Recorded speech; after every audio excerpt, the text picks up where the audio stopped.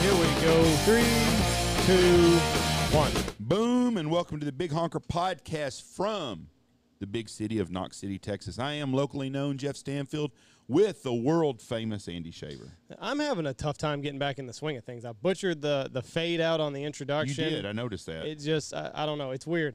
I don't get out much. So, like, having to, like, restart on a Monday is... What do you mean you don't get out much? Oh, I don't ever go anywhere, Jeff. You went on a world-famous ski trip earlier. You're going to the... It's tough. I'm having a hard time. It's Monday, and I'm having a hard time getting back in the swing of things. You're going to the islands off South America in another couple of months. I'm having a hard time getting back in the swing of things. I butchered that. I feel like I've been running... See, if you're a world traveler like me, it's no big deal. It's just no big deal. You just pick right back in on a Monday. And this podcast is brought to you by Lucky Duck. Just got back from Squad Fest in Kansas City, or St. Louis, Missouri. Great time. Yeah. A good time. Do you still have a hangover? No, I don't. I didn't have a hangover yesterday, Jeff. But you did the first day. The first day was a little rough. Yeah, you drunk Saturday. like a frat boy hanging out with them kids. With us today online from Kansas City, Missouri. We're getting some cutout on sound or something. Sound a little yeah, different. because it's just go. Okay. Mr. Douglas Spale. And Douglas is a attorney with the Corps of Engineers, the Army Corps of Engineers. Douglas, how are you doing, sir? I'm good. Thanks for having me. We're excited to have you. You'll be talking down to us today, so like just prepare yourself. Like you're talking to a couple Neanderthals here on some of this stuff. So bear with us, all right? Go easy. Now you're a really, really smart man, and you're an attorney, and you have common sense. That don't always go together with because most of my attorney friends lost common sense when they went to law school. Have you retained yours? I think just being around people, the type of work I do, and just really trying to avoid being that type of person. I like to just talk to people and walk through all my stuff, and kind of writing helps me a lot too, just to be able to take those highly complex legal arguments and package them down so everyone can understand them. What do you mean writing? Like you have ideas in your head? Or are you preparing for a book? What are you talking about there? I do some writing in the outdoors. I've just started a little bit, but writing on my side, journaling, and just talking to folks all across the country and what I like to do, and going with my passions and just talking to people. I'm just interested in how people live and what people do, and that just keeps me kind of centered, if you will. You deal with people that are pissed off a lot, I'm sure, because of y'all. What's the word I'm looking for when you go in and take something? God almighty, I know this word so many times. A right of way, a government. What's it called when y'all just take land from someone? So that could be either called eminent domain or condemnation. Eminent domain. When you deal with that, you deal with a lot of people that are really upset most of the time, correct? Yes, people don't generally enjoy the government or some of our smaller partners taking property, correct? And does that happen a lot these days? Not as often as you'd think. Just because, and usually there's a bunch of federal statutes or state or local statutes that control that, and you got to serve some public purpose. But you're right, people get angry, and when you do that, there's always a lot of interest involved, both in my role now and my prior life in Chicago. There's always a lot of interest involved, so you're just not going to make everyone happy. Do they get paid above market value on that land, or do they just pay market value or what they consider market value? In my experience, it depends on the project itself and the willingness for other people to negotiate. I don't want to give away litigation strategy or anything here, but it just depends mostly. It's a case-by-case basis. It depends on the project that's happening. That makes sense. Like on the Mississippi River, this is really going to be a dumb question, but we're in a drought in Texas, a horrible drought. We're not right now. We're wet, but years we go through droughts. New Mexico, Arizona. Is there not a logical way to take water out of the Missouri that goes into the Mississippi and build a canal system in this country? So, because we got so much water that goes in the Gulf of Mexico that's wasted anyways. Yeah, so your question is easy, but the answer is very complex. And I'd have to work with engineers, hydrologists, ecosystem folks on that one. But while that is a high priority for you and me, in the grand scheme of things, that might not be a high priority for other folks. So that one is going to be lower on the totem pole. Two, you're going to need a substantial amount of funding and time to negotiate that. And if you think the Mississippi to even where you're at, that's a long way. Think about how much land would need to be acquired or regulated to go from the Mississippi to you guys, just for example. You think about all the regulatory that would have to take place, and then you can think about political districts, state, local, federal, congressional districts, senator interests. I mean, to get a bill like that passed, well, that's the big thing you see now is that infrastructure bill. I mean, that takes a lot. And then you got to remember, if I start moving water from one place, what happens to everything downstream? There's going to be causes and effects going all the way. So while the question is simple, the answer is, yeah, it should be able to get done. I think the solution would be very difficult to enact and properly What execute. I've noticed about almost anything in life is if you attack a certain problem, 10 problems that you didn't see coming pop their head up. And I just think that would be a prime example of that. Hey, you're exactly right. That's exactly. I mean, even if you work on a levee project and you're trying to build up a levee or some sort, there's going to be all sorts of interest: levee districts, congressional districts, private landowners, ecology. You're right. Everything doesn't exist in a vacuum, so you always have to be able to balance all those interests. And just like organizing a group of 10 people, when you say, oh, where are we going to go eat? And 8 of them don't like it, or 8 of them like it, and 2 of them don't. You're like, well, all right, we're going to stay hungry then, unless we all figure this out. Or just me taking my wife to eat somewhere. Same thing. Yeah, and that's Yes. 2 people. The thing is, to me, it's from western Nebraska, western Kansas, the panhandle of Texas. That area right there could benefit if they could build some kind of canal system from the Missouri River, which dumps into the Mississippi. It just seems to me we lose a lot of fresh water that goes into the Gulf, a ton, that we could use to redistrict that somewhere. And I understand it's a complex problem, but to me, the food alone, if we're running in food shortages, that would sure fix a lot of that. Mm-hmm. Yeah, I would agree, but I just think my simple answer would be that's a long ways to build a canal system. And I think going north to south from western Nebraska to the panhandle of Texas, I mean, how many miles is that just north to south? And then think east to west from there, that's a lot of land to cover. Yeah. That's why I was thinking it would be easier to just go north to south from Missouri. Instead of coming the Mississippi west is tough, where gravity is going to take place if you go north to south.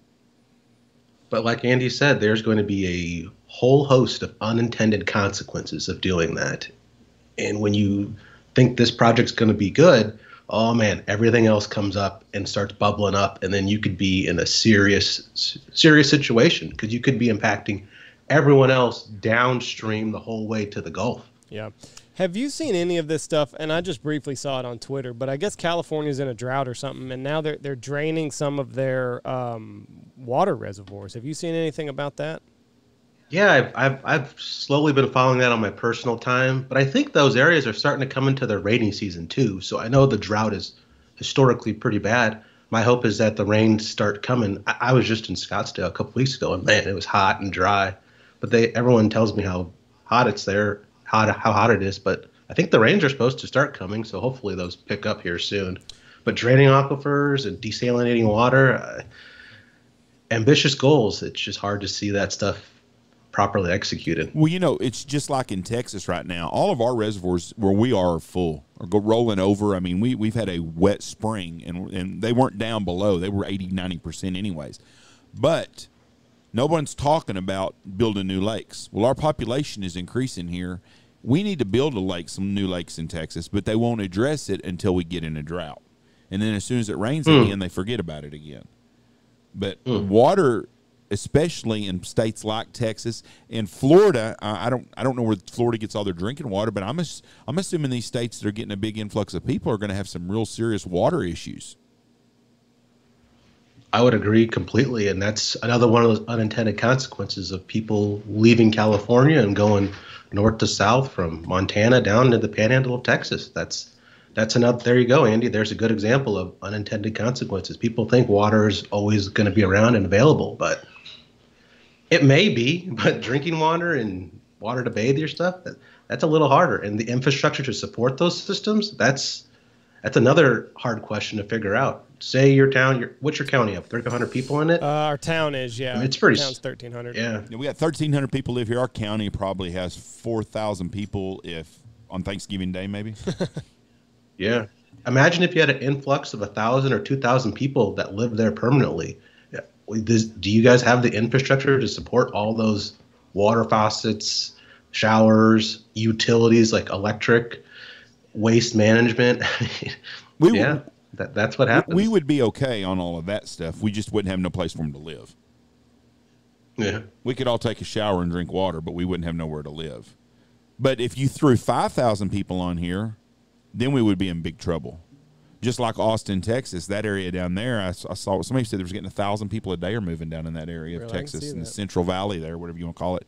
Well, shit, that's a lot of extra people. You're talking about adding 300,000 or 400,000 people this year to that. Mm-hmm. And have you been to Austin, Texas lately? I have not. I have not lately. I've wanted to go there. So I was born in Texas, San Marcos. I don't know how that's far from you guys, but then I grew up in Nebraska. But I've not been to Austin in a while. You're very, very blessed to have moved from anywhere around Austin to move to Nebraska. I don't know. San Marcos, that's like the #1 top party college in the country. Yeah, that's what it's known for. Yeah, Southwest Texas State. Can you imagine? Or Texas State now, I think it's called. Texas State. So you come in, you got you're 18, 17 years old, and you tell your parents, yeah, I think I want to go to Texas State. And they're like, oh, yeah, you're going to get a high education there, aren't you? You're going to be drinking beer and seeing all sorts of crazy things. I don't know if it is still the party. It used to be the partyest school in Texas or the United States. I thought it was the country. Yeah, but I don't know about that now. I just can't imagine pitching that to my parents. Like, yeah, that's where I'm going to go. Like, oh, yeah, I'm sure. That'll be great. Like ASU? I think ASU is a pretty big party school, too. It is. It sure is. So you're a big Pheasants Forever guy. So do you do more upland bird hunting or do you do more waterfowl hunting? I split my time half and half. It just kind of depends on the seasons. Growing up, an ideal day for us was start with ducks on the river on the Platte. As the morning shifts, go to get some roosters in the late morning, and then finish the night in a goose blind or a goose pit closer to home. So I split split both of them, waterfowl and upland. Who are your influences? Who got you into hunting? It's in my family. My fathers did it. My brothers did it. My uncles did it. My grandparents did it. When I was getting ready to do this, my uncle was sending me pictures of him and my grandfather with golf bags and full of roosters because they'd go golf, shoot some pheasants, and come home. And one of my brothers, John, he was a huge, huge waterfowler too, and he traveled all over hunting. And it's I don't know the other Nebraska folks who are on here. Nebraska seems like hunting is just part of who we are. I remember during football season, we'd go hunt ducks, and if it was an 11 o'clock game, you maybe only have a half an hour to shoot before you got to get to Lincoln and hit the tailgate. But the later games are great because you could hunt for a while and then get down there. And you get to your tailgates, and everyone's firing up game from the day. So, yeah. So you grew up in the Midwest. In the Midwest, I think that's still pretty normal, especially in small towns in the Midwest. Hunting and fishing and outdoors is pretty normal. But when we get to the big cities, we lose that with people. And I think you're very blessed to have moved from San Marcos to Nebraska, especially if you went to pheasant, duck, and goose hunt. Yeah. But do you think the kids that still live where you did in your neighborhood, do they still hunt like you did when you were a kid? I don't know so much because it seems like a lot of kids play a lot of sports, especially in the summer, baseball. And I did football, basketball, and track growing up. My father always made it a priority on Saturdays and Sundays to go out hunting because those were how we formed our bond with my brothers and such, or with my other family members. That was that. But now kids play sports. I don't know if you guys have kids, but they play sports all the time. I never played baseball because I was like, I want my summers. Right. But yeah, we were just talking about that. When we went to Squad Fest, one of Jeff's good friends is a high school football coach here in Texas, and we were kind of having a debate on summer workouts. So I see things from because I'm on the school board here. So if I'm going to get a parent complaining to me, I would rather it be on the edge. So if a parent comes and complains to me that the team's no good and we have a summer workout program, I can at least say, well, we're putting in the work. Maybe we just didn't catch breaks. But he was on the side of let kids be kids and give them some time off in the summer.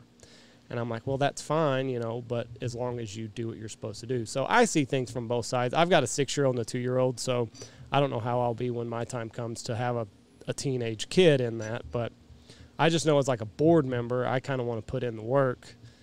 And at least that's not something that they can complain about. So, but I get it, man. You know, kids are so busy.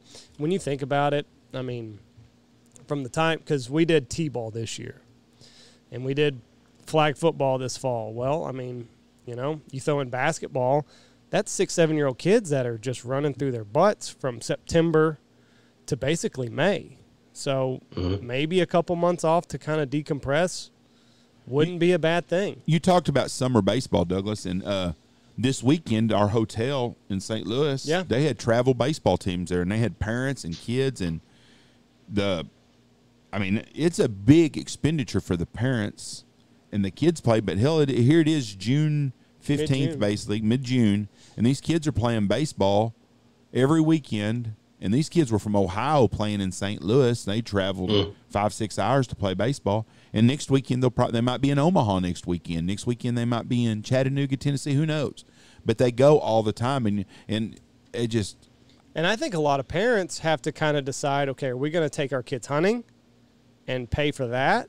Or are we going to pay for travel baseball and all the hotels that are associated with that? So, and they have to stick with those travel schedules because, I mean, you could start with those 8-year-old kids, whether it's football, baseball, basketball, and they get into middle school and they get to be a freshman, and you see the big colleges start looking around, and to get those kids noticed, whether it's AAU with basketball, 7-on-7 with football, they got to be out there and moving around.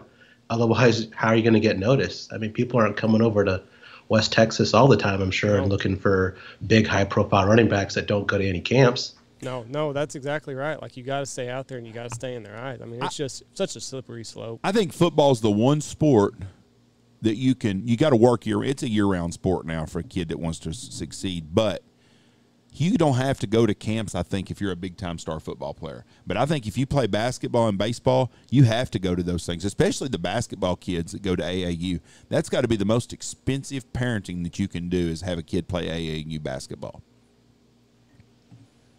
I would agree completely. And those kids go all over the country. You see those California kids going down to play those kids in Florida. I mean, that's a long travel. I mean, I never did that, and I couldn't imagine traveling across the country to play a couple basketball games or a weekend tournament and then coming back home and decide, no, well, it's November. There's a good migration coming. Do I want to go shoot some birds or go practice my jump shot? AAU basketball is about like politics. It's a bunch of money thrown down the drain, and a couple of crooks are making a lot of money off of it.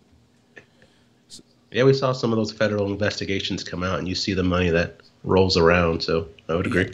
Who would have ever thought you could make that kind of money selling tennis shoes? Yeah, man, it's just crazy. So what in the life the Army Corps of Engineers, they do projects all over. I'm assuming all over the world, not just the United States. Is that correct? Correct. And yes.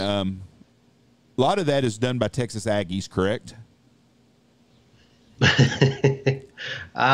We don't run it because it's in the continental United States. It's sectioned off by watersheds. So while we work alongside the Texas districts down there, there isn't a lot of Aggies because up here it's pretty much geographically based.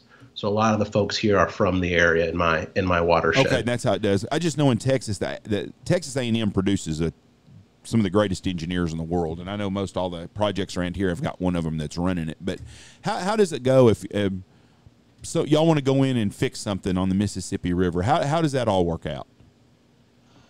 Just generally speaking, usually it starts with legislation. It's got to come out of Congress to fund the whole project. They have the big bills that come out every year, and that's usually how it starts. But you need some interest to go push your politicians to get that stuff in the language put right. And also there's continual ones every year, like this infrastructure bill you see on the news all the time.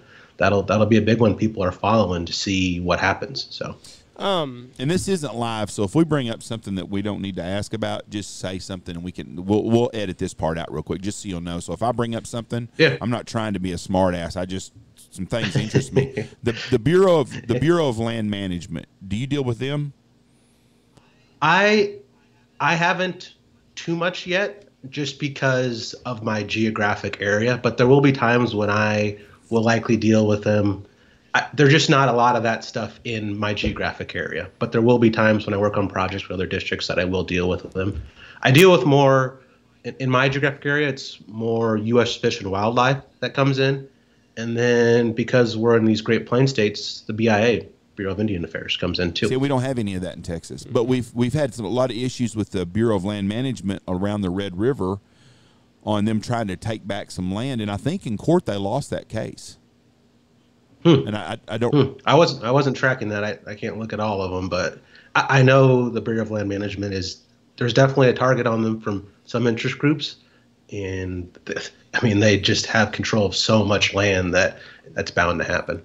So how, with you being an attorney, what is your role with the Army Corps of Engineers? Is it just to make sure that the language is correct on a project that you guys are pursuing? I would say that is a part of it, but a lot of it is just getting it all done right, I guess, to put it simply. Make sure everything's done correctly in accordance with the letter of the law, and check all the boxes as we go through the projects. These projects are multi-year, multi-phased projects that require a lot of time, money, and effort, and smart people. And you always kind of need to come check with the attorneys on it to make sure, hey, if I'm doing this right, tell me I am. If I'm doing it wrong, tell me I'm doing it wrong, and how do I get the right way? Because, again, it starts with the legislation, and not everyone knows how to read federal legislation really well. And then you just go down to the regulations that we have to follow, the policy and guidance, if there's executive orders on it, and be able to balance the interests at play. I mean, a big thing is a lot of telecommunication projects now have issues with foreign governments and stuff, and you got to be on the pulse of all that because there could be issues there. Do you see a career in politics maybe down the line for you, possibly as like a congressman or anything like that? Not particularly. I did a lot of the political stuff when I was in my former role in Chicago, and I kind of like being on the periphery and just guiding instead of actually being the figurehead itself. And you seem to have way too much common sense to be a politician. Yeah, but I mean, you're a guy that hunts, and you have a lot of the similar interests as the person that I don't feel is represented as much. And I think a guy like you could go up there and we need people like you and do a lot of things. You're a smart guy, and you got a level head on your shoulder, and I think somebody like you could really make a difference. Well, thank you. That's an incredible compliment. I appreciate that. I think it's just kind of you and I are the same. We're from similar areas, probably similar backgrounds. We're just level-headed people that understand that pragmatism and rational thought takes over for all these crazy things wherever you're at. Just be cool, be nice to people, and they will be nice to you. And one thing I always learned, especially coming out of law school, is you never know where someone's going to be in a couple of years. So if you're mean to someone now, well, guess what?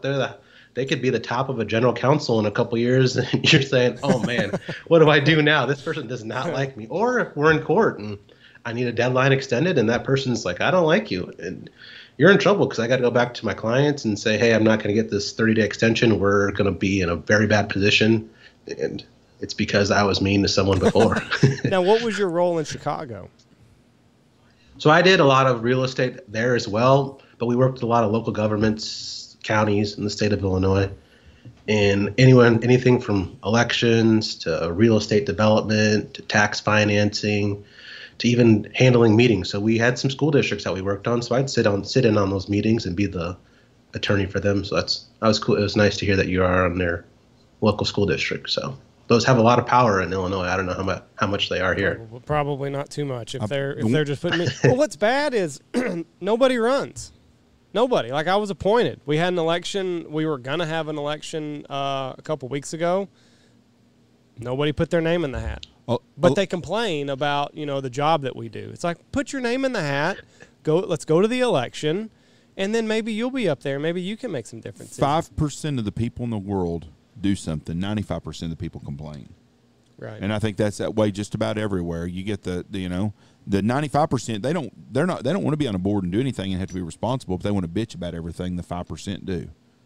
I think that's common from room moms. That's the same thing happens in elementary schools. You've got the mom that goes to all the parties, that cooks, bakes, does everything, and then the parents who don't do it bitch because their kids didn't get they had a raisin in their cookie or something. And I think it's that way everywhere nowadays. We had a little debate yesterday. We had a lot of debates yesterday on the ride home, but we talked about, one of the things we talked about was teaching gun safety and gun use in schools. Andy doesn't think that's a role of a teacher. He thinks that's a role. Am I speaking out of turn here? You're right. I think that it would be nice especially for, now our small town schools are different than big town schools because most of the kids take an ag class anyways. I think it would be great to teach gun safety in all schools.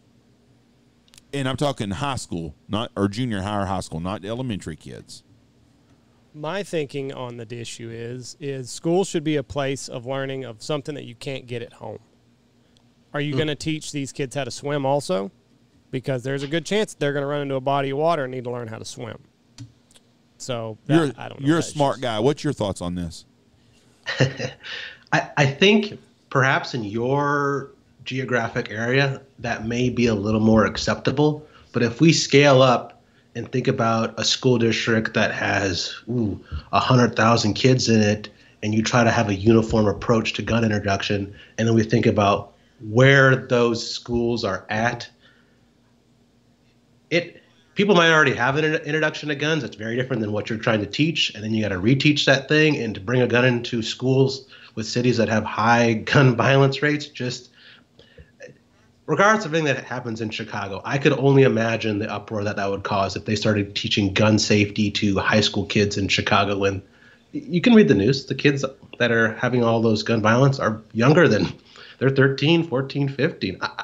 I couldn't envision that happening in those schools. Right. A highly Jeff, what do you think about that answer? I think it's a very good answer, and it's got a lot of common sense to it, but we have to start somewhere. I agree completely. You have to start somewhere, but the problem is the situations where we're trying to start those have so many variables that have already been instilled in those areas, cultures, geographic locations that, to you and I, if someone brought in a shotgun when we were 16 years old and told us how to use it, one, you probably already know what it is, and then two, if they don't, well, you're in a constructive environment to figure that out.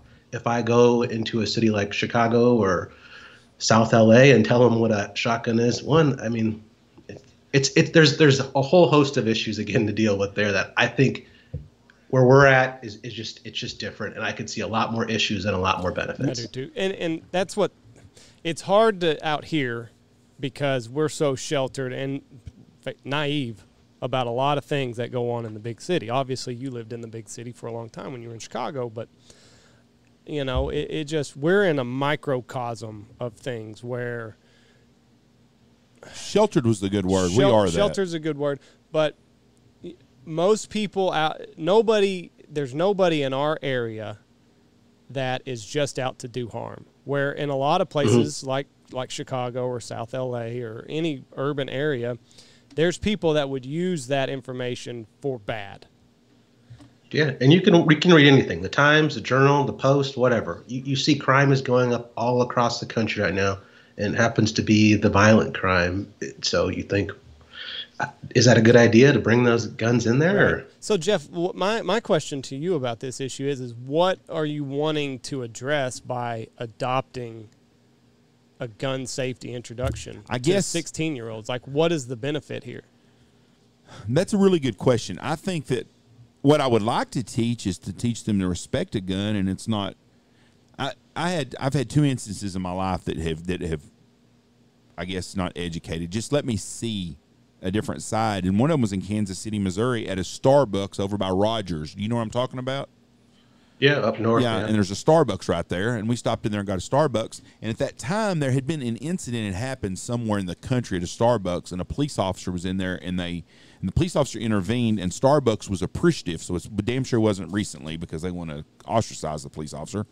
And I made a comment to that girl. I said, yeah, I like coming here. And I said, I also like it that y'all support the police and guns. And I said, since I have a gun, I appreciate that. Oh, my God, you have a gun? I mean, she really got scared.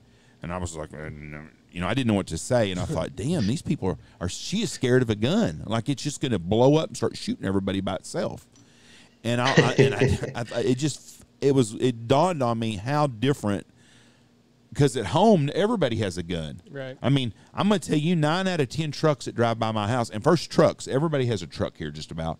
There's a gun. 9 of them 10 trucks have a gun. The other day I was cleaning the pool, and I heard a machine gun, or not a machine gun go off. I heard a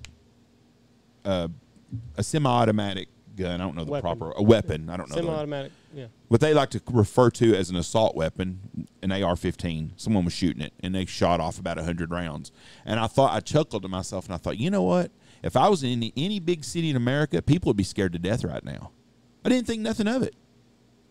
It's just. So you think that by introducing this, that more people would No, back to that question. I think if they introduced guns in school, that maybe you could pull a few kids over and teach them some respect to guns. But you know, you said the thing a minute ago that really made the most sense.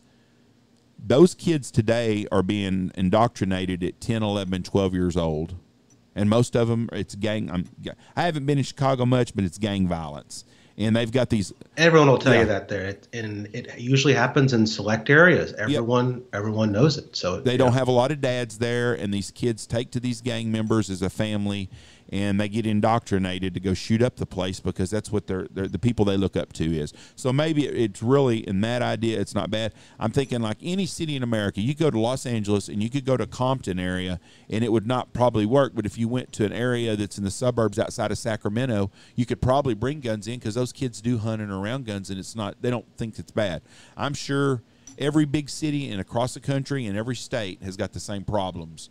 Some group of kids wouldn't be good for. Other groups of kids it would be a great thing for. I will say though, the idea that you make, I think that if you could introduce kids uniformly at an earlier age in life, 10, 11, 12, we take 13, when you take gun safety, and that's your first introduction into guns is under a gun safety program, me being optimistic, I think you could start to change the way younger kids, teenagers approach guns. If you could here's your first look. Guns are important. They have a lot of power. Here's the safety tips. And you're 12 years old, and that's your first introduction into guns. But if you have a kid who has introduction to guns in let's say a bad environment at 10, 11, 12, and then you come at 16 and say, here's what guns are, the kid's going to be like, what? No, that's not how it works. And I think, I'm going to sound old here, but I think a lot of video games, a lot of 10, 11, 12-year-old kids are playing this, Call of Duty, and that's what a gun is. It's a bang, bang, bang, bang, bang, bang, bang type deal. And the reality is they don't understand when you shoot someone on a TV game. In real life, when you shoot someone, they're dead. Well, it's not just that. It's just, doing that on a video game has no consequences. Poor gun safety on a video game, the consequences aren't high. You just regenerate and away you go. So I don't know. We're in such a weird times with all this stuff. Kids are also introduced to so much stuff. Like, Douglas, you grew up in Nebraska. When you were 10 years old, how many kids did you friends with that had been shot by someone, or their dad had been shot, or their cousin had been shot and killed by a gun? I grew up in a town of 100,000. I didn't know nobody. I'd say zero. Same I didn't know about it at all. But if you go to these bad neighborhoods all across the country, how many of those kids have had they've seen that? And then you look at the scenario and think, to you and I, that is not normal. But to the child in that environment, that is normal. Yes. To us, it's irrational to think about that. To them, that's part of their life. That's how they grew up. So it's tough to equate our lifestyles to theirs because foundations of who they are so different than what we have. What do they say? Product of your environment. Yes. It's just different. But this is the kind of conversations that we had driving back from Squad Fest and driving to Squad Fest the whole time. And I was right on both instances. I don't know about all of that, but they're good because you guys are trying to solve problems, and I think that's important to realize. Here's the world we live in, and we see these issues, fundamental flaws. How do we approach fixing them? And I like that the conversation starts it. It's good. I just want to get one of the things that touched me this weekend was there was a little boy that was he 8 or 10 years old at our hotel that had the goose call. I think he was 10. And he was blowing a goose call, and his dad was just getting into waterfowl hunting, and he took him down to St. Louis to go to this thing. Well, he was walking through our lobby of the hotel, and there was a bunch of baseball kids there. I thought the dad was a baseball dad at first, didn't you, Andy? Yeah, well, I was drunk that night. So okay, I Andy was really drunk I didn't that even night. realize the guy walked up. The guy walked up, and he's like, "Hey, Andy, are you going to sign my titties?" That's how started this conversation. And I was like, when I saw his beard, I didn't realize how drunk I was. I was like, oh my goodness, is this a lady? What do we got going on here? But anyways, I thought he was one of the baseball dads. Well, he was there with his son to go to Squad Fest, and I didn't know that. And he'd recognized us. He come over and started talking. He just started listening to the podcast a little bit and talked to me. But one of the things that touched me was his son bought a goose call with his own money and was over there practicing from a different company. Well, the Pacific guys, who are sponsors of the podcast and great friends of ours, they saw him over there. And one of the guys walked over there and started showing him how to blow a call and gave him a Pacific game call. And I thought, that's what we need. We need more kids getting introduced and involved in this thing. And I just think if we could take a lot of these troubled kids and could get them away from that environment and teach them about the outdoors, whether it's fishing, hunting, camping, I think they'd be so much better off. I agree completely. I will say that logistically, that sounds like a difficult situation. And we'll just use Chicago, for example. If those kids are on the north, west, or south side, to get someone out to a place where they can experience that, it's tough. I mean, I lived there for 8 years, and I hunted with that last dog for 3 years. And to get to a duck blind, even in the suburbs of Chicago, would take me about an hour and a half. And it's tough. But I agree completely. Because I'm sure that moment will live with that child for the rest of his life. When you guys came over and the Pacific Call guys came over and showed him, here's how you blow a cluck.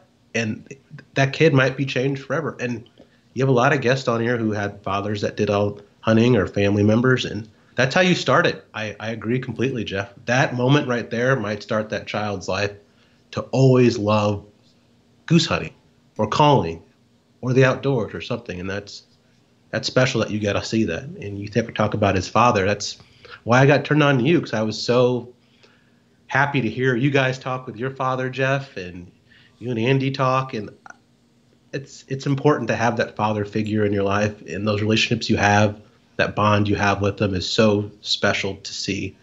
And that's what keeps this culture moving forward with our love for the outdoors and hunting waterfowl or upland, is being able to load up with my dad or my brothers and my uncles or formerly grandparents and go out and hunt. And it's not always about bringing back birds. It's about memories and the story that's told with that and what that teaches me foundationally and how I represent myself to the world. You were very blessed like we were, and we need more of that in our lives. And and a lot of these kids need that, and we need to replace the bad stuff with some of this good stuff.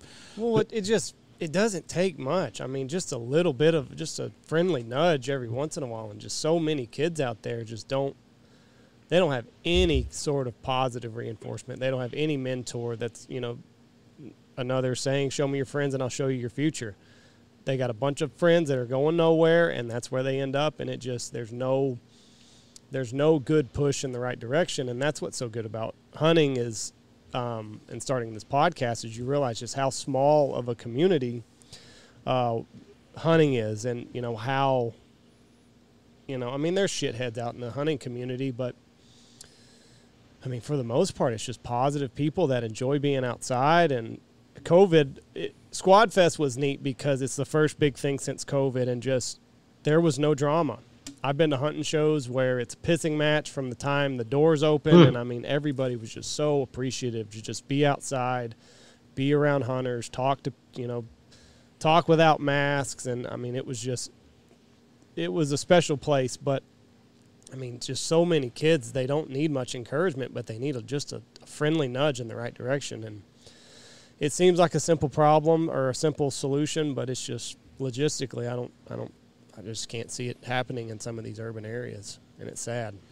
But maybe now is the time. Yeah.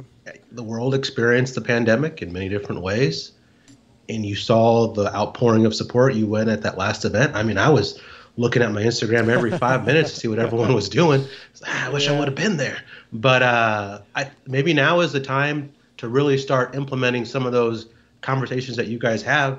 And your podcast has an extensive reach. So while the community is small, your reach is large, and you can reach a lot of people instantly. And I think that's that's a good way to start moving forward, if you will. My biggest advice I try to give people all the time, or I give advice all the time, and most of it's probably not very good, but try to get your kids out of the big urban areas and move in the country somewhere. If you even got to take a little bit of a pay cut, it's cheaper to live in the urban area, out in the country. Move your kids somewhere to a smaller town. And our small town is different because our little town it's not a real cliquish community, and they embrace it. Don't matter who you are. If you move to Knox City, you're going to have some group of people that's going to accept you, and you're going to be accepted anyways. Go to a small town like that. Your kids will get more active in schools. They will be, it's just so much a bit different environment than the big cities are. And we have bad things happen in small towns, but every small town in America is the same basic town. And everybody's pretty much like, everybody wants law and order. We just want to succeed. We want to see a safe place for our children to be raised and have opportunities. And I think it's everywhere in all 50 states is exactly the same when you get out of the big cities. But I know a lot of people can't make a living outside, but you got to try to figure a way out for your kids. And I will say there are some advantages to living in those dense city areas. If you think about some of the prestigious institutions, Chicago, for example, you have the University of Chicago, Northwestern's in the area. There's just great DePaul. There's great schools right there. And some of the nicer high schools are right there. The Latin School, Francis Parker. And you can, while there is so many benefits to living in a smaller community like you and I grew up in, I can see educational and experience-wise why some people enjoy the bigger city too, because you come across so many different people and so many different cultures and so many different things. I remember when I went there, I was like, oh, there's all these types of foods that I've never tried in my life before. What is Thai food? Huh? Oh, okay. Yeah, that's different, huh? They don't have that in Nebraska really well. So why did you leave Chicago? Were you trying to get out, or you just took a job to where you could move? Yeah, I wanted a career change, and this is where I wanted to be, and it's been a great opportunity. Chicago was for law school and career, and it's kind of a place to sharpen my sword, and it was a great experience. I had a lot of fun times, but I just knew long term it wasn't going to be my home, because Jeff, you mentioned earlier, I didn't want to raise a family there. No. So it's just not comfortable. And I'll tell you, my father doesn't even like Omaha. He won't drive through Omaha. He just doesn't like. I remember when I graduated law school, my mom and dad drove up because my mom doesn't fly, so they drive everywhere. And they've been married for 30, 40 years. And they're talking about divorce driving in Chicago because my dad just cannot handle that people bunched up that fast. I'm like, there's Chipotle's everywhere. We don't like this. Oh, let's go home. And if I have kids one day, I want them to be able to be close to my parents too. Chicago's a weird town. So I went to Chicago. I went to Elgin. Yeah, let's rephrase it. I went to Western suburb. Yeah, but we drove into Chicago one day, and it was just bumper to bumper the entire way. Yeah. How far is Elgin outside of Chicago? 30, 40 miles? So, yeah, something like that. I've driven out to Wheaton and over there before it took too. Us forever. I didn't think we were ever. I got a sunburn because we had the top down. I got a sunburn sitting in traffic. Like, my goodness. But that's what, it's just traffic every single day out there. And for no reason at all, you're driving maybe to O'Hare at 1 o'clock on a Tuesday. And you're like, why is it bumper to bumper? Is no one working right now? What is going on? What are we doing here? So in your experience, is it Giordano's or Lou Malnati's? I like Luminati's better than Giordano's, but I'm more into the coal-fired pizza. So we had some. It's a thin crust. They had pizza ahead. at the hunting show, or at Squad Fest, I should say. They had a brick oven pizza that was in a food truck, and that was good pizza. It was, from what I remember. From what you remember, it was really good pizza, but it was a coal fire. I like those too. I'm just saying, they're a little. I think they taste a little better. The ingredients seem to be a little bit better, and there was a restaurant in Chicago called, I think it was Pizzeria Bebu, which had a Michelin star, which is one of those top restaurants in the world. And it was a pizza place. Whoa, these people really care about this craft here. There's something else in Chicago. It's like an upside-down pizza or something like that. Or it's got like maybe pot belly, I think. It's just deep dish. No. It comes out something weird. I'll look it up. But I wanted to try it. I would much rather have East Coast pizza than I would the deep dish Chicago stuff. Yeah, it's good for every now and then, but it's just so heavy. I mean, you take a slice and 1,800 calories in a slice, and you got to go lay down. It's heavy because it has all that cheese and bread and sauce, and ooh, yeah, it's good, but it's just what's the best barbecue joint in Kansas City? Oh man, you can't ask me that question. I'll say I haven't been here long enough, but I like Oklahoma Joe's because it's pretty close to me. But that's like one of those staple ones. There's some other good ones that I haven't really tried just because of the COVID and everything. But Oklahoma Joe's is my go-to when someone wants to go, and I think it's a good step in the door for barbecue. I've heard a lot of people say that. See, I have a hard time. I've eaten barbecue everywhere. What's really good barbecue? I've never really had bad barbecue, anyways. But the best barbecue I had is not much different than the worst I've ever had. I like the burn-ins at Arthur Bryant's probably better than any burn-ins I've ever had. Okay. I didn't like it. And they have Wonder Bread, and I like Wonder Bread, but I don't. Oklahoma Joe's, I hear so many people say that's the best barbecue in Kansas City.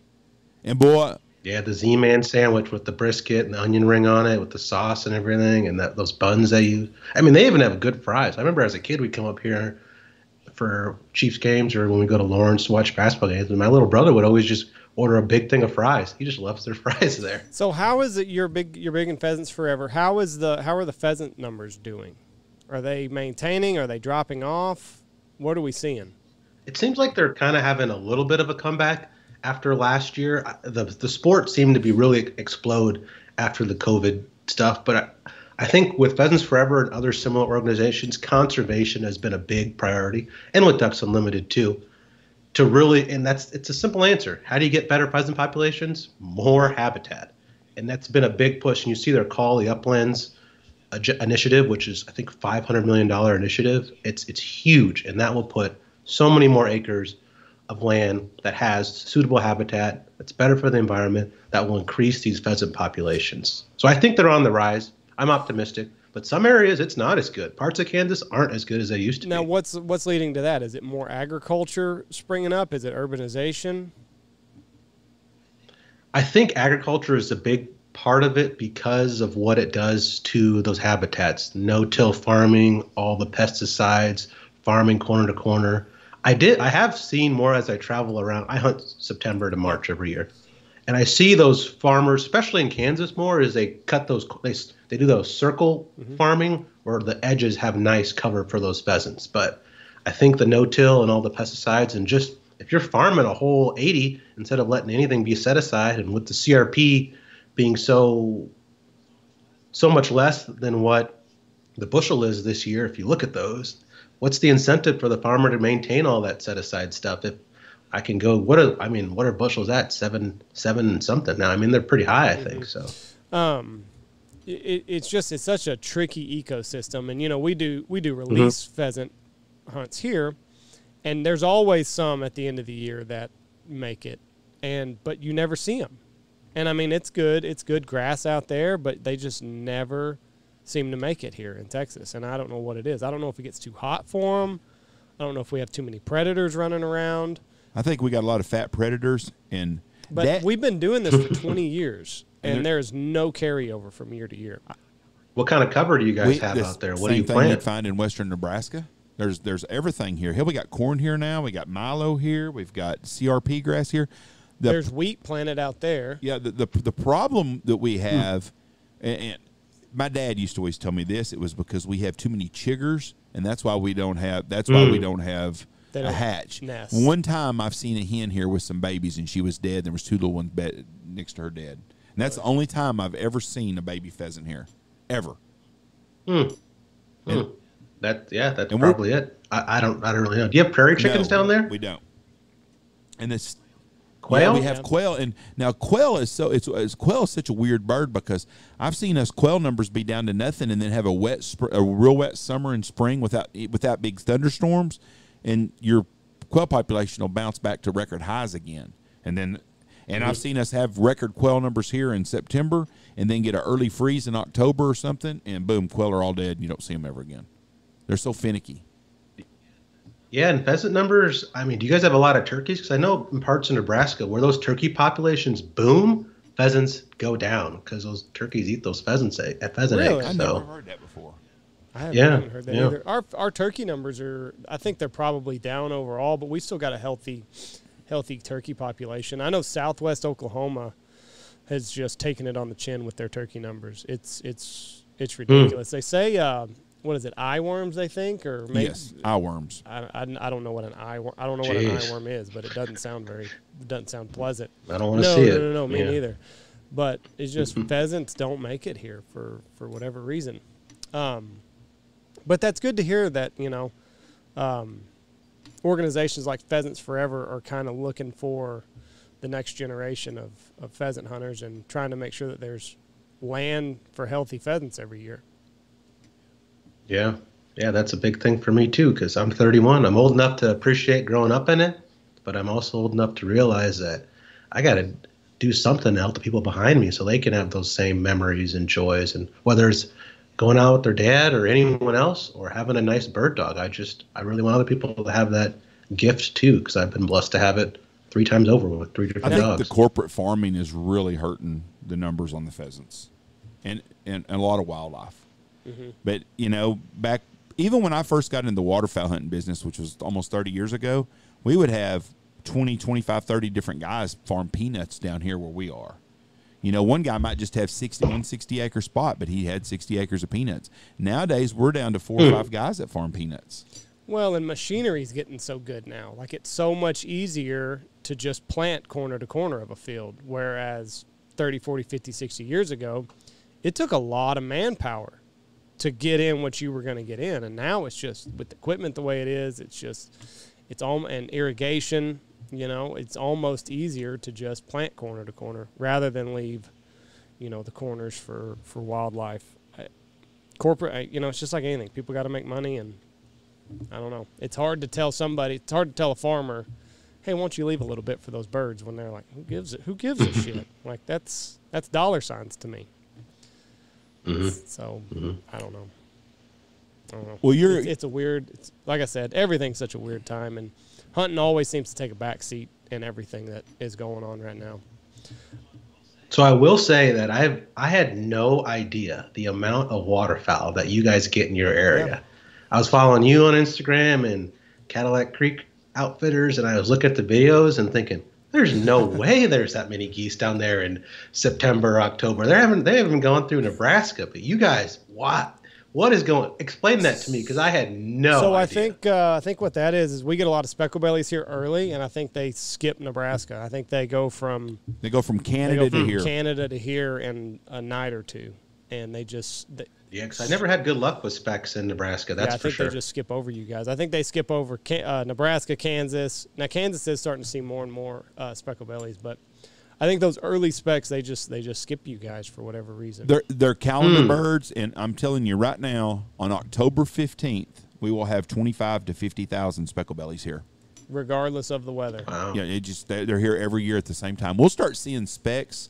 We always have a bet every year during teal season. If we're going to have a first run, I'll be like, we'll see some specks this weekend. Oh, it's September 8th or 10th or 15th. And as soon as we get a cold front, there'll be a speck or two here. And you'll see them. There might be 8 or 12 the first time, but they just start falling in. And usually by mid-October, we've got, like I said, huntable numbers to hunt. And our stupid state don't let us hunt until the middle of November now. But we used to open up the last weekend in October, first weekend of September, somewhere around that time. And we had huntable numbers to shoot birds. And I can tell you this last year with Canada closing, the birds we had are not closing. No Americans hunting up there. The specks we had early, none of them had been shot at or anything. Yeah. Usually you can see their wings and shit have been shot up, and they hadn't been hammered at all. So they're coming from somewhere in the prairies of Canada to Knox City in Haskell County, Texas, overnight. Now, it's a long ways to fly. Now, you're getting mostly the big geese, aren't you? The big geese and the ducks in your area? On the east side, yeah. And then to me, Nebraska is the east side, the central side, and the west side. What's your buddy? Blake. Grant. Yeah, he's from the west side. Yeah, it's different. But yeah, you get the big buddies, the lessers, lots of ducks, the closer you get to the river. So yeah. We get snows here too a lot, because they come, to me it seems like they come up the I-35. So when I do the snow goose hunting, I start down in Mound City and then work my way back home. I haven't done the Arkansas stuff yet. I planned to do it, but when the dog left me, I didn't do it this year. What kind of dog did you have? Black lab. I always run a black lab female. Why female? I think they come on a little faster, and then you don't have to worry about fixing them. Or once you don't have to worry about their other drives in their life. I fix them right about 6 to 8 months, and I go from there. And that's the dog that I enjoy. That's just, I love all bird dogs, gun dogs, everything. But I just know I work the best with black lab females, and some of those big males are beautiful monsters. But I just rather have a female. I got one of those monsters, and there's some days you're just like, I will wring your neck. Have you tried any other colors? Have you tried a yellow or a chocolate and just not had any success? Or why have we settled on the black female? Just my flavor. It's just, that was my first one.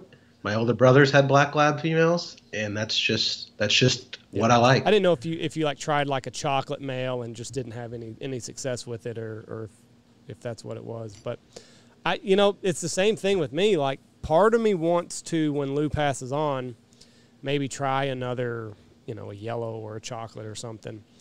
But then part of me is like, I'll probably, knowing me, I hate going outside the box. I'll probably just get another black male, and that'll probably be my dog until I die. Now, where'd you get Ron, Lou out of? Yeah, Ron. It was. What does he have? What does he have back in there? Does he have some heat in that bloodline? Or? Yeah, he had. So Rippin' Blue Thunder was he was a trial dog in the '80s, and comes from him. And so one of Ron's Pheasants dogs and a female, they were who Ron was getting puppies out of, and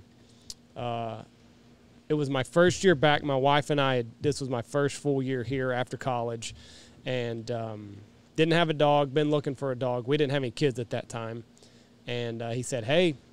It was in December sometime. He said, "Hey, I just had a litter of 6, and there's 3 or 4 males. You come out and you take your pick."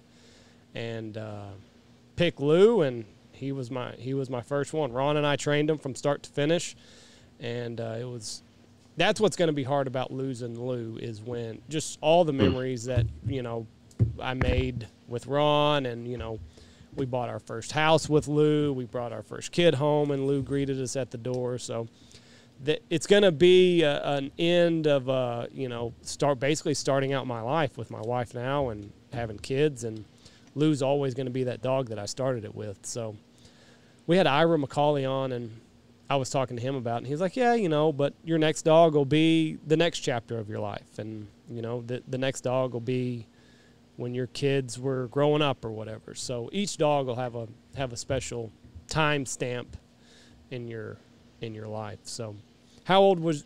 Yeah, they're special. How old was your dog? Go ahead. This dog right now is 18 weeks, going on 19 weeks. I lost the last one. She was 3.5. So she, with your Lou dog, 3.5, 4, they are just hitting their prime, and I lost her suddenly. That was pretty tough on me, but I understand. You're getting ready for the end, but you got some good years with your dog left still. Yeah, so he's 8. He'll be 9 this year. So I've hunted him hard. It's it's 7 days a week, and he's such a big dog. I worry about his joints. I've got him on arthritis medicine now. Not during the summer, but whenever we start going full tilt, I put him on some joint relief, and I want to take care of him. If I can get 2 more years out of him, 2 full years out of him, I'll be really happy. But. So you got an 18-week-old dog, 19 weeks. Whew, that's that puppy stage. Wow. Yeah, it's fun. Oh. It's fun. That's the Pheasants Forever series, is we're walking through this whole process of training a bird dog in the city. The last dog I did, she was in Chicago. We lived in the Gold Coast, right in the heart of the city, and I made her into a pretty good dog. I think. What did you do? Just take her to a park? How did you do this? We lived in a high-rise luxury apartment, 23rd floor, had a great view, but right across the street was an empty Chicago Housing Authority lot where we did a lot of our training. And then as she got bigger, we'd go to a pro, and as she got stronger, we went to pheasant farms and stuff, and that's what we did. And then go ahead. I was just thinking, if I was driving through Chicago and I saw a guy throwing bumpers to a dog in the park, I'd say, that is a dedicated man right there.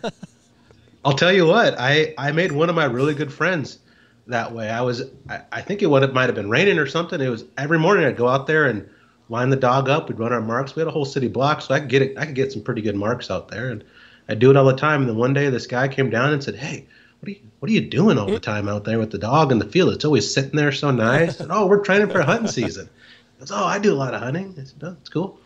And he said, I do a lot of deer hunting, but I'm looking at getting a Vizsla. And I said, oh, that's cool. Yeah, you'll have to come train with us in a while. Then he invited me up to his spot, and he happened to live on a floor above me, and he had an amazing collection of bourbon. That dude spoiled me with bourbon. I can't buy bourbon anywhere else because my palate was spoiled with him. But he got his dog, he got his Vizsla, got it trained, and for 2 years we called it Thunder and Lightning Hunt, because he'd bring his Vizsla, I had my lab, we'd go out and hunt, and that dog pointed, my dog flushed and retrieved, and it was awesome. And he's one of my best friends, all because he saw me training in the field, so that's exactly it. And it gets butt cold in Chicago, so I don't know how you did that. There's nothing worse than sitting out in the cold while your dog is dicking around. Every time we go, me and Michelle are in a big city, and I see people walking. We was in Boston last fall, and I'd seen people everywhere walking their dogs and stuff and carrying their little bag to pick it up and stuff. And I thought, you really must love dogs to do this. You have to. Yeah, and there's intricacies you have to figure out. My dogs always heel on the right side because the left side, they're just people coming and walking on the sidewalk. And when it gets cold like that, I pick that dog up and put it and drop it in a field because there's all that ice and salt everywhere that can tear apart their feet. So there's things you got to learn when you're doing that. I didn't think about that. So how did you potty train this dog being on the 23rd floor?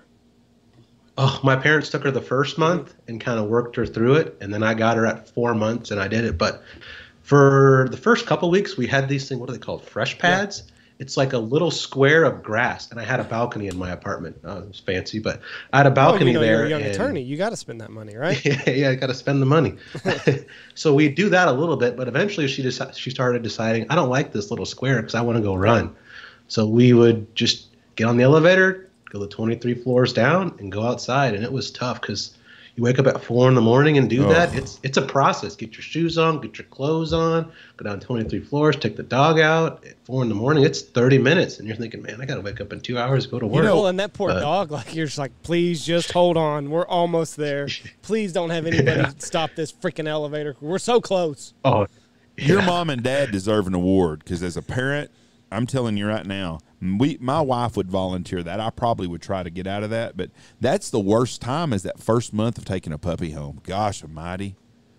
Mm-hmm. So that dog, my father was going through chemo at the time, and he had prostate cancer, and then they pulled a polyp, and he had non-Hodgkin's lymphoma. So he was on chemo for a long time, and it was getting kind of dire there for a while. I remember one day he looked at me and said, hey, you gonna get another dog? And I said, oh no, Dad, because I moved home to be with him and stuff.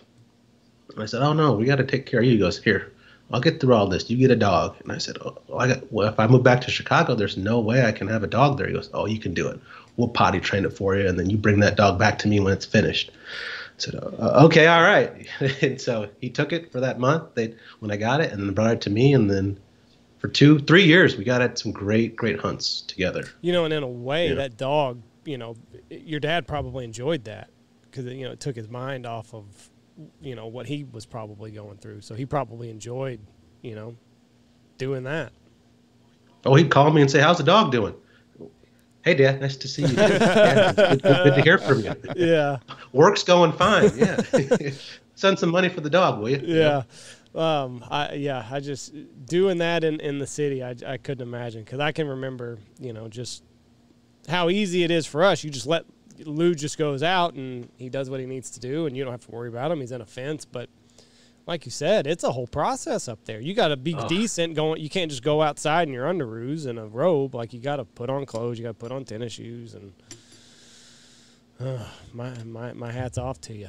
So how long? But we had good. Go ahead. What were you gonna say? We had some good experiences there because that dog learned to swim in Lake Michigan, so there wasn't a river or a stream or anything that she couldn't swim because those waves get big. And I always like to say she was pampered. We took her to the dog spa and stuff and got her nails all trimmed up and everything, so she was pampered. But go home, I needed her to give me balance in life because being a young attorney at a firm like that, it's stressful. But to be able to come home and wake up with her and do our stuff in the fall and winter, I needed it. And it was difficult, but it helped me keep myself centered. So what are the hours like as a young attorney? 80 hours a week? Yeah. I say I build 2,400 hours a year. So that's, I don't know, 60, 70-hour weeks. And it's not I it's mean, not easy. Like you're not just twiddling your thumbs. Like it's flat out, right? no. Yeah, it's flat out, and you're judging. We're watching election cycles. We're watching developments. Everything's always on a timeline.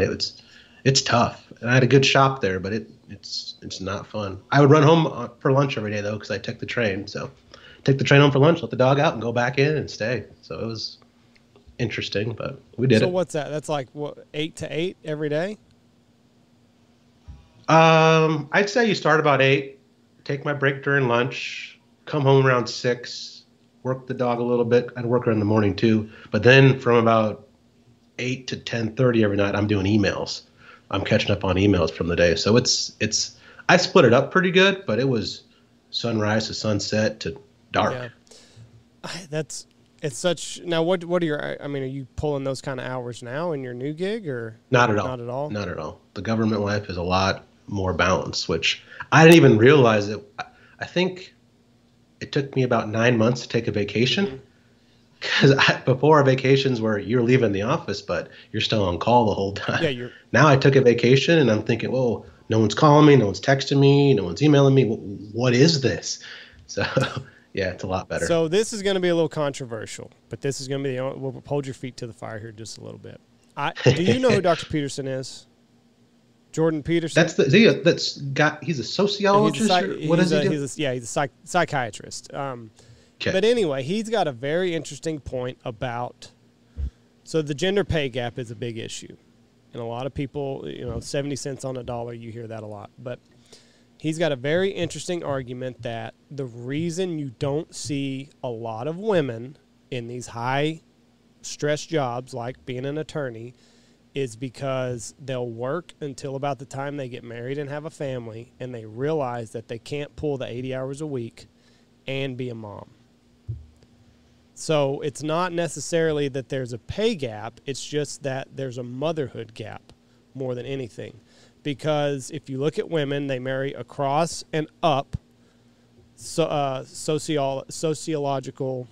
They're going to marry somebody on their level or up sociologically, pay-wise. So they have a husband that's bringing in a good living, and they realize they can work half as much, and they'll still have their bills paid. Is that what you saw in your profession in this high go life of an attorney? Not really. I clerked for an Illinois Supreme Court justice who's now the chief of the Illinois Supreme Court. And he was an amazing woman. Her husband was one of the most powerful politicians in the state of Illinois. And I worked under some high profile women attorneys who were rainmakers at big shops.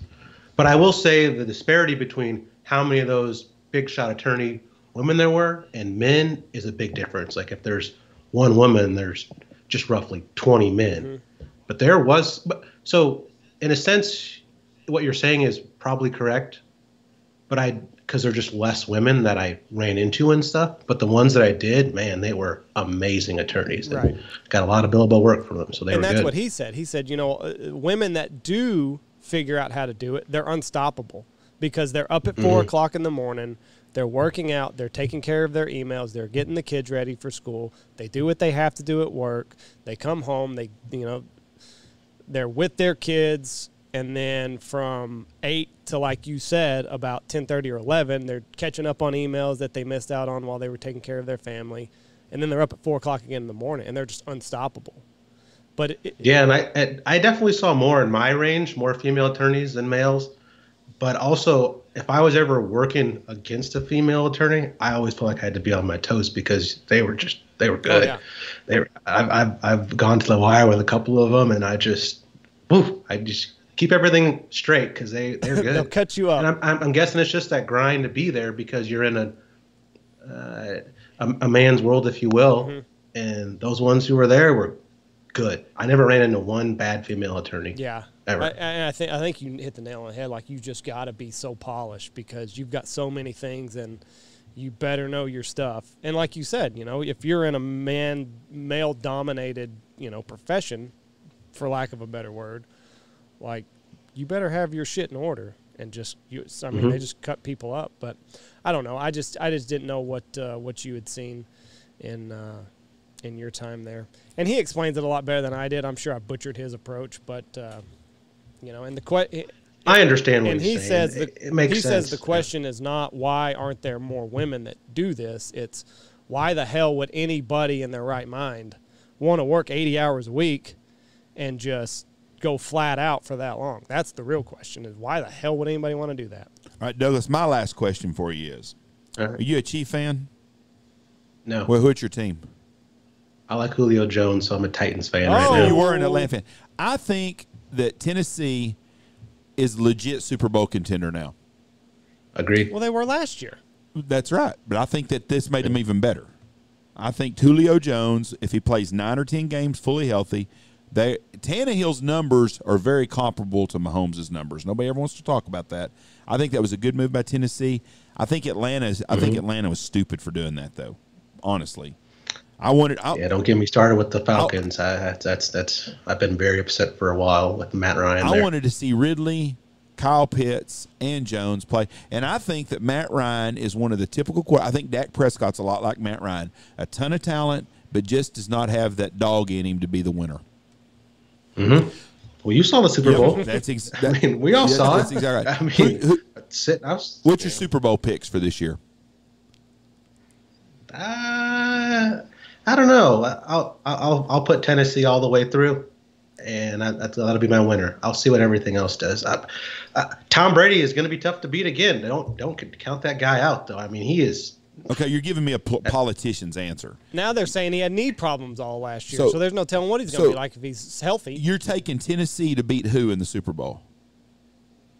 We'll say Tom. Okay, now, are you picking Tennessee because you really think that's a team, or just because you love Julio Jones? I love Julio Jones. How did that come in? It's irrational, but here you go. Nebraska people, you can pick whatever you want because there's not any professional teams, so you can pick whoever you want. How'd you get this love affair for Julio? Yeah. I think his name's Quintorris, and I just loved his name. His name's Quintorris? It's like Quintorris Julio Lopez Jones or something like that. I don't know. Google his name real quick. Enough names. Him and AJ Green both have some great names. I didn't know AJ Green had a weird name. Hold on, let me look at this. Julio Jones is a great guy because he doesn't cause problems. He goes to work every day. I think he's a great team player, and one of the greatest wide receivers to ever play the game. But I 100% agree. I loved Randy Moss.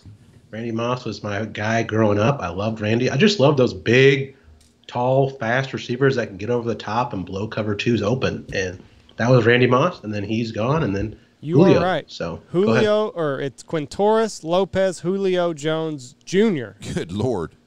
What's AJ Green's name? AJ's got a funny I got to one too. look that up. So do you play fantasy football? So yes, and I've never had Julio on my team. You've never had him ever. on your team? No, I always get beat out. Yep. Adriel Jeremiah Green. And I'm sure I butchered that. Adriel. And you've never had Julio on your team? No, it kills me every year watching him beat me up. Well, last year wasn't that bad. No, because I had him last year, so that screwed me. It came down between Devontae Adams or Julio, and I took Julio, and I regretted that from week one. So the Titans. Well, I got to ask you guys: are you guys college football fans? Yeah, are you Texas Tech people? Andy or what? graduated from Tech, so I've spent a lot of money at Tech, but I'm not a Tech fan at all. I'm a Texas guy. Okay. And so there's some blood between Texas and Nebraska people. So my family told me I got to ask you this. And they're all telling me, ask him a question. What do you mean? This is going to be about the pass. This is going to be the pass. No, they said they want to know if you guys have Longhorns on all your cars. No, a lot of people do, though. Yeah, you see it. You see it. Where we're at in West Texas, it's more of the double T than it is Longhorns. The Texas But Tech. you do see the Longhorn quite a bit. I have some Longhorn stuff. I've got a jacket or two I wear of Longhorn stuff. It's a great color. I have been really, really disappointed with Texas's recruiting the last 10 years. There is no reason why we can't get someone that can catch the ball, and there ain't no reason why we can't get someone that can put pressure on a quarterback. And the University of Texas has gotten so politically correct about shit that it's such a liberal university that it almost makes me puke to even go for them. But I'm still a Texas guy. I hope they win the College World Series. But I don't lose sleep and get all worked up if they don't win. That's bullshit. No, I don't. No, I don't. Nowadays, I don't. Nowadays, you don't. No, well, okay, I'll go for that. But there was a time in your life where if they lost, it was hell on Sunday. Well, we expected them to win back then. We haven't expected them to win in the last long time. I wish they would have never fired Charlie Strong. I really liked him. I thought he was a good coach because he was a disciplinarian, and I think they need that. And I loved Vince Young. He was my all-time favorite college quarterback. And I come from Tommy Frazier and everyone in Nebraska, but Vince Young was a stud. We had this argument a couple of weeks ago on here. If they ran the offenses they ran today, Vince Young would have been a big-time NFL starting quarterback. Correct. He was before his time. He was too good. I mean, he's like 6'5" and 4.40 and just could run. He's a gazelle. I think Lamar Jackson is very overrated. But his offense that he runs caters to his, and that's what you should do. You should put an offense in to cater what you have. That's what Carolina did when Cam came up there, because bless his heart, Cam just wasn't a smart quarterback, and Carolina dumbed down that offense for him, and you saw what it did. I mean, they won the Super Bowl. See, but I don't know if Vince was a very smart quarterback either. No, but he'd run over your ass, and they could have ran the same play, whatever they call that, option read or whatever it is that they were read option offense. Yeah. If Vince Young would have got to be where Lamar Jackson is right now in that offense, he would have been just as successful, more successful than Lamar Jackson. But yeah, what a stud! The greatest game ever by one athlete was when they beat USC. Everybody, I just got chills thinking about everybody that. in my town was happy except Andy. Big USC friends too, and you can watch those USC rosters loaded with NFL talent, and Vince Young, showed up for you guys there. Yeah, what a player! Well, I had to watch that game with this dickhead over here, and it was terrible. Terrible, because I was going for SC. I don't know if Steve Sarkisian's the right answer for Texas. Texas screwed up. They could have hired Nick Saban away from Alabama about 7 years ago, and they didn't do it. And that was a dumb move. That was a dumb move. So we'll see. What's going to happen when Nick Saban retires? He's not going to. He's going to die on the football field. He signed through like 2029 now, I saw. But when he leaves, what's going to happen? Because Alabama, before Saban, they had some rough years too. And so it's going to be really interesting to see what happens when those dynamics – because Ohio State, it doesn't matter who's coaching there. They keep winning. They just pull talent. I will say that the USC fans or alumni that we hang out with, they believe that there is a conspiracy between the SEC telling on Reggie Bush. Because if you look when USC came kind of down after that bowl game, the SEC kind of rose up out of nowhere, which I thought was always kind of crazy. But those SC folks, they're diehard and they're mad about the SEC being so good. So what do they say that there was they're the ones that told the NCAA about Reggie Bush and everything and signing all the memorabilia and stuff, and that's kind of what. Because when Pete Carroll left, I mean, USC really took a tank. And, when Pete Carroll was there, he didn't have to leave his backyard to find talent and. SC is right. I mean, that's a huge state, but he didn't need to leave the state of California. If he did, he'd take a recruit. And now SC has to fight with Oregon for players. Yeah. I mean, that's not right. And even you guys, Texas, why are you guys fighting for players with anybody? I mean, it shouldn't be that way. Well, that's just what I was used to, but I'm glad there's some parity. But still. Now, I thought you was going to ask me if I thought that the Colt McCoy pass was the time ran out with Sue. I wasn't going to get into that. I figured that's what was going to come down the road, and I don't know, but I will say this: if Colt McCoy wouldn't have got hurt, we would have beat Alabama that year. I think we wouldn't have beat Alabama that year, so I was glad to see you guys at least made it there. And it was a game for a little while. If Colt McCoy wouldn't have got hurt, we would have beat him. I think I really do, because I think we'd have hung 40 or 50 on them. We had a hell of an offense back then. Was that the year Tech beat y'all? No. Oh, it wasn't. I don't think so. I think it was the year before Tech beat us. Was that the Crabtree? I don't know. That was a rough night for poor Jeff. That's how shitty Texas Tech's whole world is the catch of Crabtree is their greatest memory in football, not winning a national championship. And their whole thing they can go to at Tech, and this can piss off a lot of our listeners, is they're known for a women's basketball national championship. That's it. Nah, the air raid. The air raid offense. But they never won nothing. They beat Texas. It doesn't matter. Texas, that's right. You beat Texas. That's your whole deal. Texas isn't beating and Texas Tech. And they made the air raid offense. Well, And Mike Leach, Yeah. right? And That was another House thing. of They should have Swords. never got rid of Mike Leach. And he left. So that's what I'm saying. They Tech fired him. That's it. Now, then Tech become a basketball school, and then their basketball coach went to Texas. Well, now we're a baseball school, Jeff. We were this close to getting. We were 9 runs away from. Who's playing in the College World Series though? Texas. We were 9 runs away from beating Stanford yesterday. Texas 10 is. runs away. Not Arkansas, not Texas Tech, but Texas is playing in the College World Series. Just you can't win. You can't win. He's a dick, Douglas. So when you guys coming up to Kansas City? I had thought about going to the Rogers show the first weekend in August. Problem is we're going to be at Game Fair the weekend after that, so I don't know. In Minnesota, is that Yes, where sir. In Minnesota, yeah. So we'll be up there for that one for sure. I don't know when we're coming to Kansas City. If I go to Kansas City, it'll be the first weekend in August. I like that show. Well, if we drive to Game Fair, we will come through Minnesota. I mean, Kansas City. But if we fly, then we're going to hopefully go over it at about 30,000 feet. As we go. That's a long drive for you guys to go all the way drive up to Minnesota. St. Louis was a long drive. How long was that? Yeah, about 10 hours. Oof. And that's a waste in a whole I day. think Minneapolis is from here is about a 14-hour drive. Yeah. How far is Minneapolis from y'all? 6 hours? Yeah, about so 6. It's about 14-hour drive from here. It's a long day. Yeah, it's just a ways. It's nice being over here in the Central Flyway though. There's just so many birds, and 6 hours is not bad. I mean, I'll take it because I'll start in September and go up to Rochester and hunt up there for a bit. You will in the early season. Yep. Do you have friends up there, or you just freelance? I have some friends up there that I hunt with, and then because that's where those giants are. You've had a couple of the people that I've heard about up there. I mean, there's some guys that sing the geese up there. It's pretty crazy. Yeah. But I start up there in September, and I'll be up there in October in the grouse woods, and then I'll start working my way down south. And I just go for weekends. I drive up there on Friday evenings and come back down. Where are you grouse hunting at up there? Up around Ely and stuff? So it's like that northwest corner of Wisconsin, that part of Minnesota. This will be my first year in the grouse woods. So I'm bringing a photographer with me. We're going to make some production stuff out of it because it'll be my first time in the grouse woods. And I've never been grouse hunting, and the woods are like them. That's the Minnesotas. Those north woods are to them.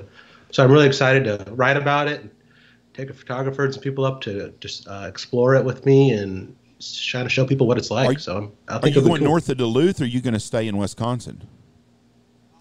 So I'll be up there for almost a week. So I have 2 different grouse camps that I was invited to. So I think part of it will be north of Duluth on the second half, but the first half will be in the Wisconsin side. That's a beautiful area right through there. That's some of the prettiest country in America.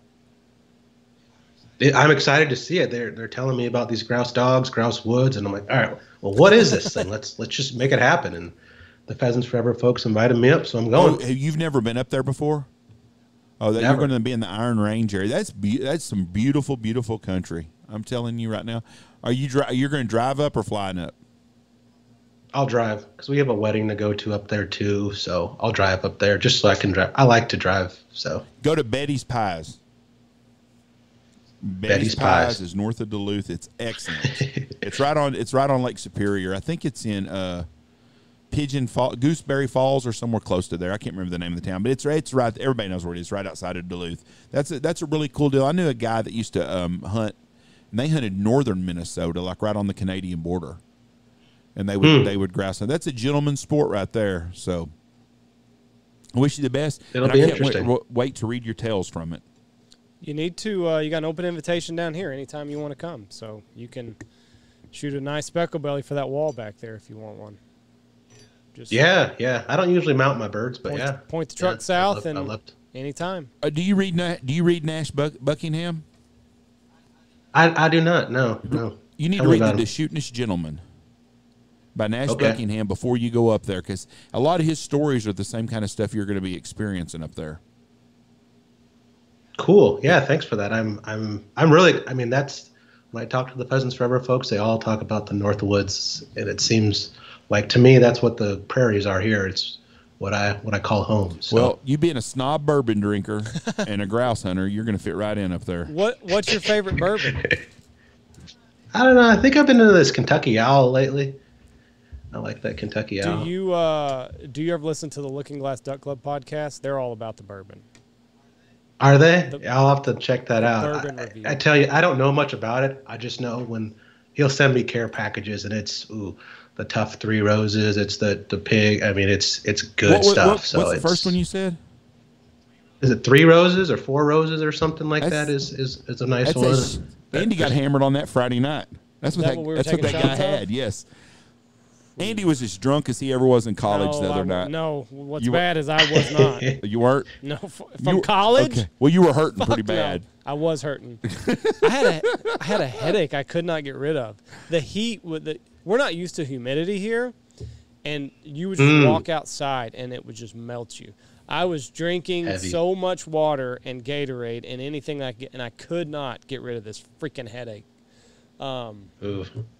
Everybody's like, you just got to wake up and pound a beer and you're good to go. But I couldn't. You didn't pound a beer. You mixed one with some Gatorade. I've That's never heard what of nobody doing that. It was like a Ooh. summer shandy. It wasn't bad. It was like a Leinenkugel summer shandy. Oh, I that was sounds drinking it. horrible, doesn't it, Douglas? You don't like it? Yeah. I mean, we call these things. A couple of my buddies and I, we mix a little shot of vodka and put it on top of Budweiser and call it a Russian Budweiser. But I've never done that Gatorade That makes thing. me want to puke just I hearing was that. drinking Gatorade, and the Pacific guys. It's a game they day were like, thing. listen, we'll put some beer in there. I like summer shandy though, so Leinenkugel summer shandy is my jam during this time of year. So it wasn't bad for me.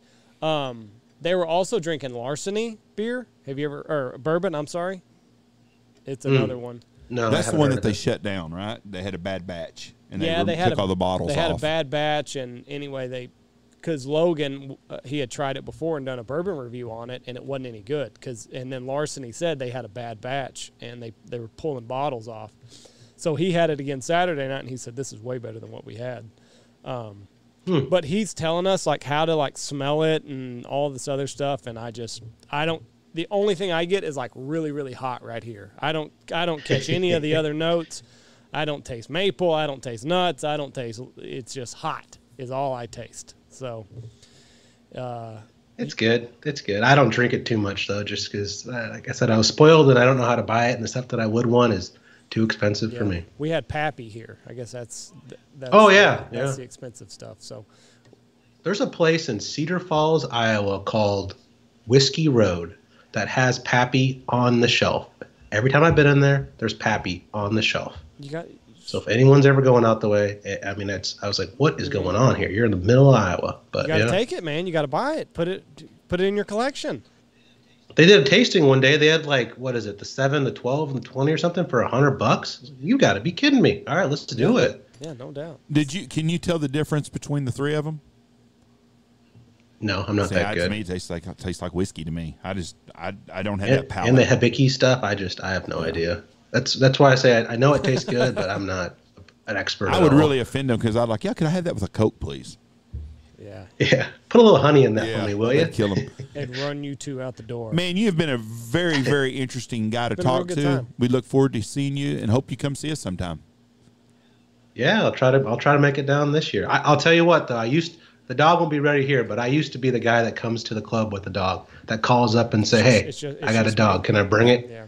People say, I don't know. I said, well, okay, I'll let you see it in 5 minutes. If you don't like it, we'll keep going. I'll pay you in advance, and we'll see. And never got shut down yet, but we'll see. The main thing is just as long as it's still and quiet. That's the main thing. Or basically just still, because shit loose still gets worked up sometimes. So as long as it's at where it's supposed to be, and There's so many there's so many dogs there that can ruin a hunt, though. So I'm always. yeah. That's why I always pay in advance and tell them if you like it, you like it. If you don't, the dog will go in the truck. So. Well, this was I had a lot of fun talking to you, man, and good luck the rest of the summer. And I hope that you have a great trip here in September. Yeah. Thanks. And maybe we'll see you in August. If not, I'll definitely try to come down for a couple days. Like I said, I'm a weekend guy, so I'll just drive down on Friday, come down, and come back We'd love Sunday. to have you with us, bud. I appreciate you. God bless you, and have a great, great, great rest of your summer. All right. You take care now. you. Thanks again You for having bet. me on. I Douglas. appreciate it. Bye. All right. Douglas Spale. I've always enjoyed reading about the grouse hunting in northern Minnesota in that area. That's a pretty area. Be a really cool time. Yeah, it will be. That's a gentleman hunt, Andy, and the way you handled your bourbon the other night, I don't think you'd be invited back. You didn't do very well. That's ugly of you to say, Jeff. Well, we go to St. Louis, and you got really, really inebriated, and then Tony threw his shoulder out. And now Logan told me, texted me this morning, he says his elbow's ripped up bad too. So I wonder if he ripped that sack in there. So he finally got sober enough to feel. To know he was hurting. He said because yesterday when we saw him, he didn't say anything about his elbow hurting. But now that it's Monday. Yeah, he went to lift weights this morning and he said it was miserable. Really? Yeah, miserable. Yeah, he finally sobered up and realized he had done some damage. All right, I appreciate. I got to tell you, man, there's some tough guys out there. We'll have that on another podcast. I appreciate y'all listening. God bless y'all, and have a great week. How are you feeling? Go check out all of our sponsors. Check out Bangtail Whiskey, Goose Creek Retrievers, Eyesight Drone Services, Gundog Outdoors, Dive Bomb Industries, Pacific Calls, Boss Shot Shells, Dirty Duck Coffee, Lucky Duck, Looking Glass Duck Club Podcast, and Gundog Outdoors.